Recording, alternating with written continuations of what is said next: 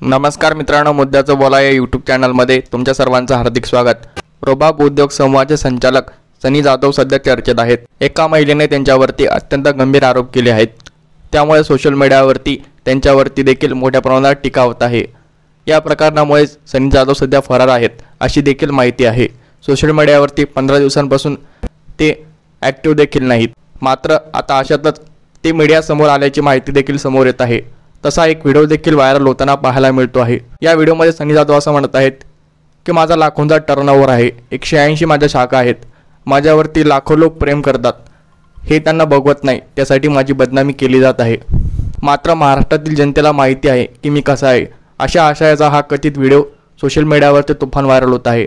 त्यामुळे असं देखील बोललं जात आहे की सनी जाधव यांनी या व्हिडिओमध्ये स्वतःच त्या संपूर्ण प्रकरणावरती स्पष्टीकरण दिलं आहे। नेमका तो व्हिडिओ आहे तरी काय, तो बघूयात। मी सनी राजेंद्र जाधव, रुबाब उद्योग समूह महाराष्ट्र राज्याचा संचालक। काय माझी प्रगती सहन व्हायना, त्याच्यामुळे त्यांनी आता माझी बदनामी कशी करायची याचा विचार त्यांचा चालू आहे। तर बदनामी कशी करायची त्याच्यासाठी हे असे खोटे गुन्हे दाखल करणं हे चालू आहे। आणि माझ्या चालू असलेल्या प्रकरणावरचा हा व्हिडिओ आहे, जुना आहे आणि मी हे मात्र अजून कळलेलं नाही, त्यामुळे हा व्हिडिओ कथित आहे।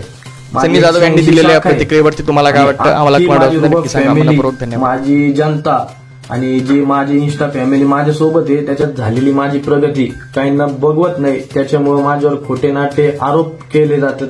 ते माझी जी बदनामी करतात ते त्यांनी बदनामी किती केली तरी माझ्यासोबत माझी जनता आहे आणि न्याय व्यवस्थेवर माझा विश्वास आहे।